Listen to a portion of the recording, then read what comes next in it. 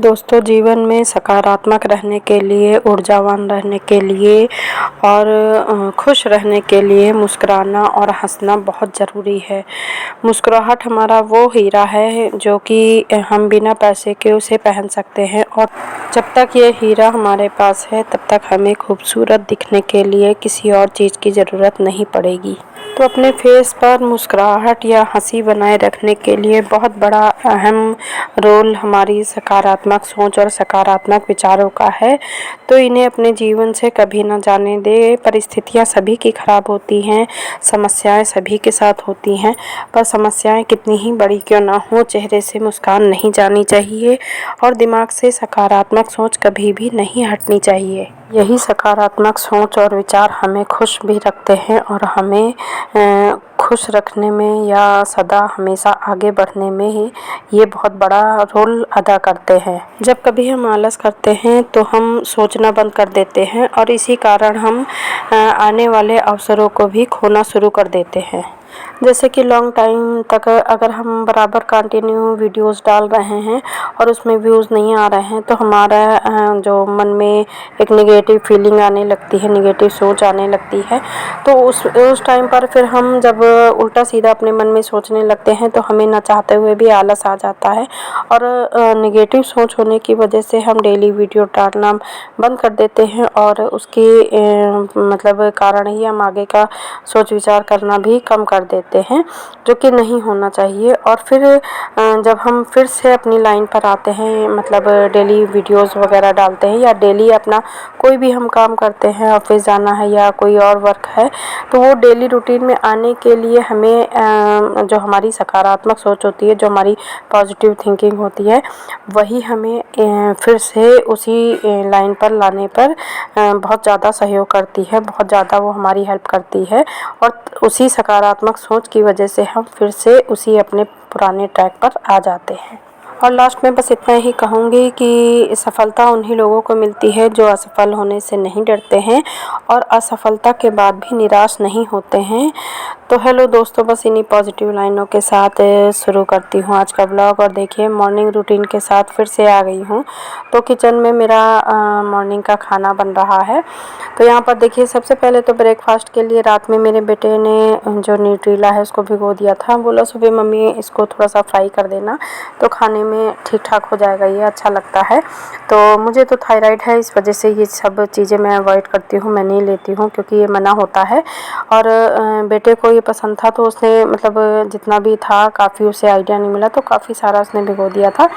तो ज़्यादा तो नहीं, 2-4 मैंने भी ले लिए थे क्योंकि अच्छे तो मुझे भी लगते थे ये, जब अच्छे से तेल में फ्राई हो जाते हैं तो पसंद तो मुझे भी आते हैं, बट मुझे नुकसान करते हैं। इस वजह से मेरा थायराइड ना बढ़े, इस वजह से मैं इसको नहीं यूज़ करती हूँ और मैं कभी भी इसकी सब्ज़ी भी नहीं बनाती हूँ क्योंकि अगर मुझे भी खाना होगा तो गोभी है, न्यूट्रीला है, ये सोया वाली जितनी चीज़ें होती हैं, ये सब चीज़ें ना थायराइड में बहुत नुकसान करती हैं। इस वजह से मैं नहीं डालती हूँ, कभी भी अपने यूज़ नहीं करती हूँ। बच्चों के लिए फिर भी बना दूँगी पर मैं नहीं लेती हूँ इनको।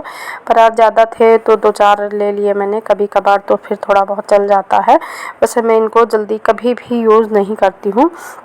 अगर मेरी किचन में ये आते भी हैं तो बस बेटे को कभी खाने की वजह से, प्रोटीन की वजह से ये लाए जाते हैं। और यहाँ पर देखिए, मतलब आज सर्वाइकल की दिक्कत मुझे थोड़ा ज़्यादा ही हो रही है।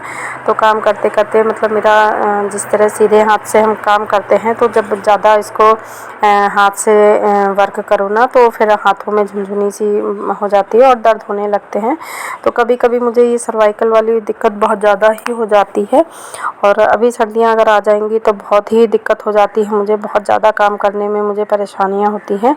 और मतलब इसकी काफ़ी सारी एक्सरसाइज भी करती हूँ और कहते हैं इसमें कैल्शियम की अच्छी खासी डोज लेनी चाहिए। तो सभी तरह का इलाज करने के बाद भी मतलब मुझे बहुत ज़्यादा मॉर्निंग टाइम में खासकर बहुत ज़्यादा दिक्कत होती है। तो आज भी मुझे लग रहा है कि मेरे हाथों में, खासकर सीधे हाथ में काफ़ी मतलब प्रॉब्लम हो रही है। पर अब बीमार हो या काम हो, कुछ भी हो, तो हमें ये तो करना ही है। और आज ना थोड़ा सा जुकाम भी काफ़ी फील हो रहा था तो इस वजह से जब बॉडी में दूसरी परेशानियाँ आ जाती हैं तो मतलब एक परेशानी आती है तो दूसरी परेशानियाँ भी हावी होने लगती हैं। तो मतलब जैसे कि कल भी मैंने आपको बताया था कि इस टाइम का मौसम भी कुछ ऐसे ही चल रहा है, सर्दी गर्मी का, तो परेशानियाँ लगी रहती हैं। और बीमारी का क्या कहें, मेरे ही साथ नहीं सभी के साथ इस तरह कुछ ना कुछ लगा ही रहता है। पर हम लेडीज़ें तो वैसे भी बीमार हो या कुछ भी हो, सबकी ड्यूटी टाइम पर निभाते रहो, बस यही हमारी ज़िंदगी है। और अगर इसको हम नहीं भी करते ना तो हमारा खुद का मन नहीं मानता। ऐसा नहीं है कि हमको इसके लिए कोई बहुत ज़्यादा प्रेशर डालता है या क्या है, पर जो हमारा एक रूटीन होता है कि टाइम पर हस्बैंड को, बच्चे को जो खाना पीना जो भी करना है, तो वो चीज़ें अगर नहीं हम करते हैं तो खुद को ही बहुत ज़्यादा मतलब उलझन होने लगती है कि हमारे टाइम पर हमने बच्चों को इस टाइम पर हमें ना ब्रेकफास्ट कराना था बच्चों को, इस टाइम पे हस्बैंड को चाय देनी थी। तो अगर ये चीज़ें टाइम पे नहीं होती ना, खुद को बहुत ज़्यादा उलझन होने लगती है। तो ये तो करना ही है, बाकी हमारी लाइफ ही ऐसी है कि अपने से ज़्यादा खुद को दूसरों को देखना पड़ता है। और अपना तो बाद में हम लोग खुद ही अपना जो भी हमारा मर्ज़ होता है उसका इलाज हम स्वयं ही कर लेते हैं। और यहाँ पर देखिए न्यूट्रेला मैंने काफ़ी अच्छे से उसको फ्राई कर दिया था, तो उसको निकाल दिया। फिर उसी कढ़ाई में मैंने सब्ज़ी पका दूँगी, मैं इसको सब्ज़ी बना लूँगी मैं। और एक साइड देखिए मैंने दाल चढ़ा दी है और चावल मेरा बन गया है। अब मेरी जब ये सब्ज़ी बन जाएगी मेरी, तो इसको सब्ज़ी को भी हाथों हाथ में इसको चेंज कर लूँगी और उसके साथ ही इसी कढ़ाई में मैं दाल फ्राई कर दूँगी। तो मैं ना किचन में रहती हूँ ना, बहुत ज़्यादा मैं बर्तन नहीं निकालती हूँ। एक बर्तन को मैं मतलब इस तरह खाना बनाती हूँ कि एक बर्तन को मैं कई बार यूज़ कर सकूँ। तो जैसे कि हमने न्यूट्रेला जब फ्राई किया तो उसी के साथ मतलब कढ़ाई को अच्छे से सब चीज़ें उसमें निकाल ली और उसी में फिर हमने सब्ज़ी छौंक दी।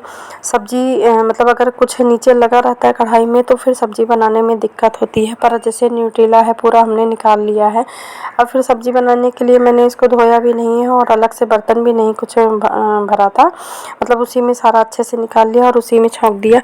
और फिर सब्ज़ी बनाई तो सब्ज़ी को भी मैंने खाली कर लिया हाथों हाथ। और फिर उसी कढ़ाई में, एक तो कढ़ाई भी गर्म है तो मतलब उससे हमारी गैस की भी बचत होती है। दूसरा जब सूखी सब्ज़ी हम कोई बनाते हैं, कुछ सब्ज़ियाँ होती हैं जो कढ़ाई में लगी रह जाती हैं, वरना ज़्यादातर सब्ज़ियाँ सूखी जो होती हैं वो कढ़ाई से पूरी आराम से निकल आती हैं। तो कढ़ाई से पूरी सब्ज़ी निकालने के बाद देखिए मैंने दाल भी उसी में फ्राई कर ली थी और दाल फ्राई होने के बाद कढ़ाई वो ख़राब हो गई है, मतलब उसके बाद अब अगर मुझे कुछ बनाना होता तो नहीं बन पाता।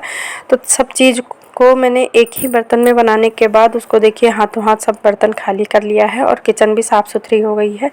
तो इस तरह काम करने में ना हमारा टाइम और पैसे दोनों की ही बचत होती है। अब आप लोग कह रहे होंगे कि पैसे की कैसे बचत होती है, तो यहाँ पर मैं ये बता दूँ कि जैसे मैंने पहले कढ़ाई एक बार गर्म की और उसमें न्यूट्रेला मैंने फ्राई करके निकाल लिया और उसी गर्म कढ़ाई में मैंने मतलब अगर मैं बंद कर देती गैस और फिर रखने के बाद काम करती तो मुझे फिर से गैस खर्च करनी पड़ती, मतलब गैस खर्च होती तो पैसा भी खर्च होता। तो यहाँ पर कहने का मतलब ये है कि जब आप किचन में जाओ तो हर तरह से फ़ायदा ये होता है कि अगर गर्मी सर्दी जो मौसम जो है तो एक बार आप अंदर घुसो तो सारा काम करके ही निकलो, मतलब सारा काम निपटा दो तभी बाहर आओ, तो उससे टाइम की भी बचत होती है। और जैसे मैंने बार बार कढ़ाई नहीं गर्म की है, एक ही गर्म कढ़ाई में मैं काम करती रही हूँ, तो उससे हमारी गैस की भी बचत हुई है। तो उससे क्या होता है कि हमारा गैस की बचत मतलब पैसे की बचत होती है। तो इस तरह जब हम हाउसवाइफ अच्छे से माइंड लगाकर काम करती हैं तो हमारे पैसे और समय सभी चीज़ की बचत होती है। और इसमें हमारा मेन चीज़ है जो कि जब बहुत ज़्यादा अनमोल है तो वो है हमारा टाइम, क्योंकि हम लोगों को कई सारे काम करने होते हैं। जैसे जेंट्स होते हैं उनको सिर्फ ऑफिस संभालना होता है, बस एक टाइम पे उनको बना बनाया मिल गया और वो ऑफिस चले गए, तो 9 to 5 की जॉब की और उसके बाद आ गए फिर से आराम से बिस्तर में लेटे हैं, उनको खाना पानी सब कुछ मिल गया है और उनकी लाइफ बहुत ईजी लगती है। मतलब एक ही टाइम पे एक ही टेंशन रहती है और हमको एक टाइम पे कई टेंशन हो जाती हैं, बहुत सारे काम हमें एक साथ समेटने पड़ते हैं। ये 2 लीटर की बोतल है, 2 लीटर की बोतल है। झाँकोगे तब तो दिखेगा। लिखा तो है। हाँ 2 लीटर लिखा है ना। ये कितना 1.25 लीटर दूध है, 1.5 लीटर है।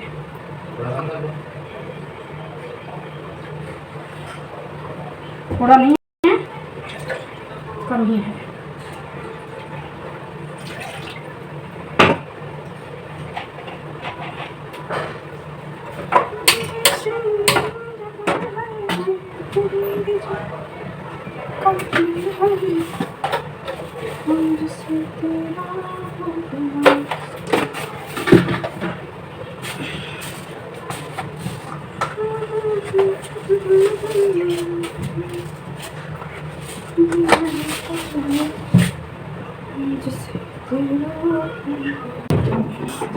और यहाँ पर देखिए खाना मेरा पूरा कंप्लीट हो गया है। अब पापा जी बोले हैं कि 1 कप चाय बना दो, उनको जुकाम हो गई है, तो उनके लिए मैं चाय बना रही हूँ और साथ ही साथ उसमें हाफ़ कप मैं अपने लिए भी बना दूँगी। तो यहाँ पर गांव से दूध आया हुआ है, तो वो करीब 1.5 पौने 2 लीटर दूध है।